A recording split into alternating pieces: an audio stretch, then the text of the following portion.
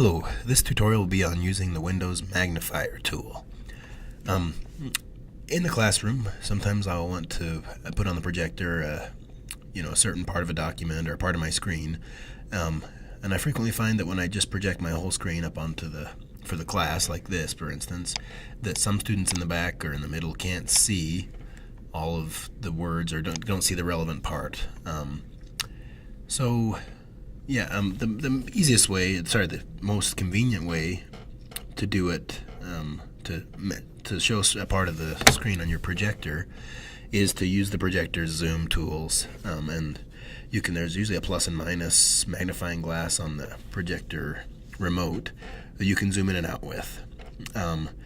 Almost every remote, and especially school remotes for school projectors, will hopefully have a freeze key. So I usually zoom in on the selected part, and then freeze it. And there's arrow keys on the remote that you can go side to side and up and down. So that's pretty useful. But my main problem is that the zoom is slow on the remote. You have to click the button several times, use the arrow keys to find where you want. So a more efficient way, at least in my experience, has been to use the new Windows Magnifier. Okay, there's a long way and a short way to get there. So the long way is to hit Start or Windows button on your keyboard and type Mag. That's enough. You can type it all out, or you can find it under Windows Accessories. And it's the magnifier right there. If I hit Enter, it pops up this. This tool is not the one I wanted. This magnifier, the docked one, is, I don't know how to use it.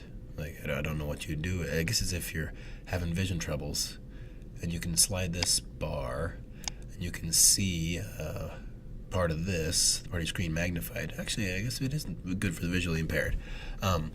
What I usually use for my projector is, I never even used the lens view. Oh, same thing. Very nice. I'm going to go down and click though, and I want to actually use the full screen view. And hopefully this works. There we go. Okay, so I'm going to hit minus and plus on this magnifier, okay? I don't use the other views. I'm going to quickly pull up the settings so you can choose the zoom amount every time you zoom in and out. Color inversion, cool. Follow the mouse pointer or keep it locked. Follow the keyboard focus wherever the keyboard says the screen is. Like if I use the arrow keys to choose an icon or something. And then this one's nice. If you're typing in Word, have magnifier, follow the text insertion point.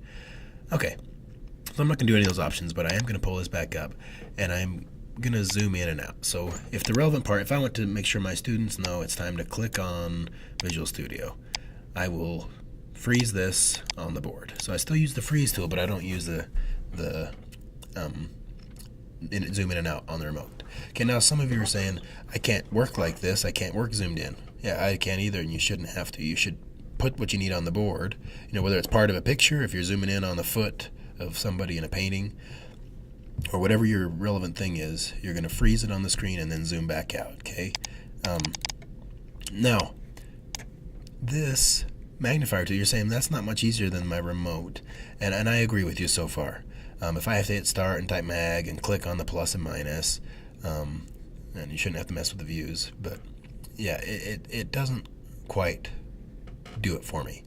There is a better way with the keyboard shortcuts. Okay, before I go to the keyboard shortcuts, I want to make sure that your magnifier has this full screen view. Sometimes it only has the docked view. In my experience, when it only has the docked view, it's either because Land School has taken control of the screens and it's back to a basic graphic mode, or some other program, or you've never enabled Windows Arrow view. So I'm going to go to right click and personalize, and just make sure if it doesn't work. If it works, just run with it. If you can't zoom in with that magnifying glass, make sure you're on a Windows Arrow theme. This usually fixes it for me. Sometimes I have to reboot, but if your computer can't handle Windows Arrow, then ignore what I'm saying. But I think most computers now should be able to. So Windows Arrow, we'll talk about it in a different tutorial, but It does a few things like semi-transparent window panes. You can see what's behind it. You can Windows tab, which we'll talk about in our keyboard shortcuts video. And I think it makes the magnifier work better. I'm not sure, so I might be telling you wrong. But anyways, if it doesn't work, check that out. But let's go to the keyboard shortcuts for Zoom. And this is actually the meat of the lesson. I guess I should have started with this, but I always like to build up to a crescendo when everyone's fallen asleep or not watching. So here we go. Keyboard shortcuts. Windows key. The Windows key on your keyboard is between Alt and Control on one side, or it might be different on different keyboards, but Windows plus and minus is the magnifier shortcut. Okay, it will automatically start the magnifier even if it's not started. So let's see. I hope it doesn't ruin the video, but I'm going to hit Windows plus, and you're saying, do I have to hit Shift to get to the plus? And no, it's just Windows equal technically and Windows minus. So Windows equal, and I'm going 300%. Like every time I keep Windows held, usually with my thumb, and then I use my pointer finger, my bird finger, to tap the key that I want. Okay, so I go Windows plus, plus, plus, plus, minus, minus, minus, minus. If you get in the habit of using this when you need to freeze a screen, you will be much faster than using your remote. Okay, so I'll pretend I need this icon. I'm gonna just zoom in up there, move my mouse to get up there, freeze it on the keyboard, freeze it on the projector, sorry, so that my students can see what we're doing, or see the relevant part, and zoom back out. And this would be good if you had a Word document up with a bunch of test questions. You could zoom in on the relevant test question. Maybe it's not wide enough, and you could freeze it so they couldn't see all the questions at once. I'm sure you can think of uses. I use it every day.